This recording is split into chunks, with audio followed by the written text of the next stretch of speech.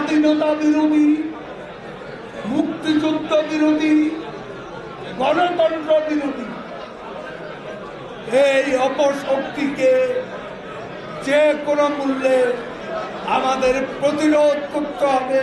৪ঠা নভেম্বরে ঢাকা বিশ্ববিদ্যালয় থেকে যে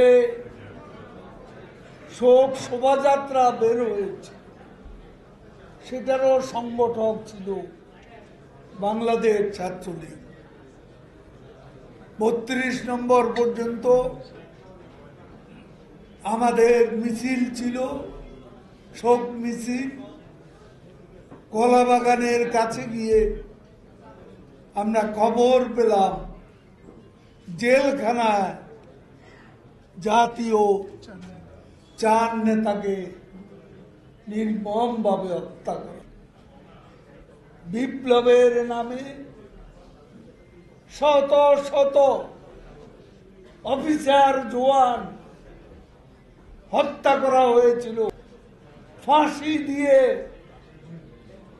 কত বাংলাদেশের তরুণ অফিসারকে হত্যা করেছে সশস্ত্র বাহিনী, বিশেষ করে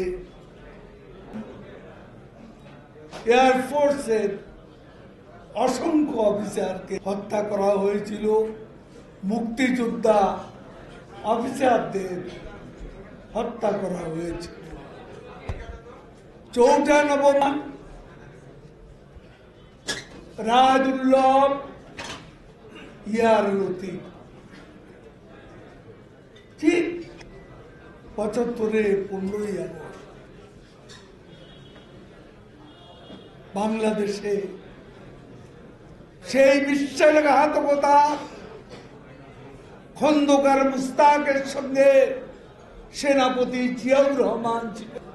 তখনই আমরা অনেক বিষয়ে মুখচ্ছবিকে ঢেকেছিল মুখোশ পরে, প্রবর্তন করেছিল। তার ব্যাকগ্রাউন্ড আমাদের জানতে হবে। এদের ব্যাকগ্রাউন্ড জানলেই এদের উত্তরসূরিদের কর্মকাণ্ডের আসল উন্মোচিত হয়েছে। সেই আগুন সেই সন্ত্রাস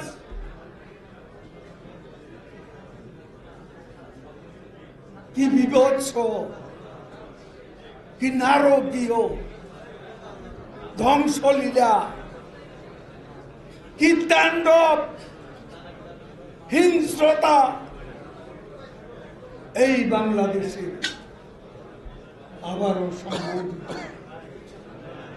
2013, 2014, 2015 সালেও এই নাশকতার বলি হয়েছে বাংলাদেশের অনেক মানুষ, অনেক স্থাপনা। এবার তারা বঙ্গবন্ধু কন্যা শেখ হাসিনা মুক্তির সংগ্রামের কাণ্ডারি, তার যে অর্জনগুলো, স্বাধীনতা বঙ্গবন্ধুর অর্জন, আর মুক্তির সংগ্রামে পদ্মা সেতু সহ যে অ্যাচিভমেন্টগুলো, এই অ্যাচিভমেন্টের উপর তারা আঘাত করেছে। বারবার চেষ্টা করেছে পদ্মা সেতুতে, মাওয়া প্রান্তে, জাজিরা প্রান্তে আগুন দিতে, কিন্তু স্থানীয় জনগণ পুলিশের প্রতিরোধের মুখে তারা সফল হয়েছে। সেতু ভবনে, ঢাকা এলিভেটেড এক্সপ্রেসওয়ে, হানি ফ্লাইওভার, বিটিভি ভবন, আজকে সেতু ভবন সম্পূর্ণরূপে জ্বালিয়ে দেওয়া হয়েছে। আমাদের ইতিহাস, ঐতিহ্য, সংস্কৃতি ধারক যে বিটিভি, সেই পৃথিবীকে ভস্মীভূত করা হয়েছে। এই নারকীয় তাণ্ডবের সাথে আজকে আমাদের লড়তে হচ্ছে, একসাথে লড়তে হবে, একসাথে মান অভিমান সব ভুলে যেতে হবে। আজ ওই পশু শক্তি যদি আরো প্রশ্রয় পায় তাহলে আমাদের সবাইকে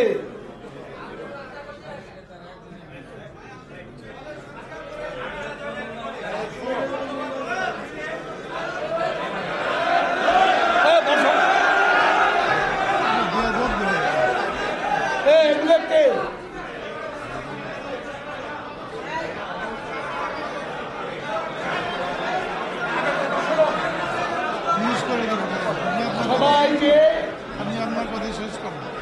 আমাদের ঐক্যবদ্ধ হয়ে লড়াই করতে হবে। অশুভ শক্তি, স্বাধীনতা বিরোধী, মুক্তিযুদ্ধ বিরোধী, গণতন্ত্র বিরোধী এই অপশক্তিকে যে কোনো মূল্যে আমাদের প্রতিরোধ করতে হবে। শেখ হাসিনার হাতকে শক্তিশালী করে তিনি আজকে জাতীয় জীবনে স্বস্তি ফিরিয়ে এনেছেন। এই স্বস্তির দ্বারাকে অব্যাহত রাখার জন্য আমরা নেত্রীর সঙ্গে আছি, তার সঙ্গে থাকবো। শেখ হাসিনাই এই মুহূর্তে আমাদের অস্তিত্বের সংগ্রামের কান্ডারি।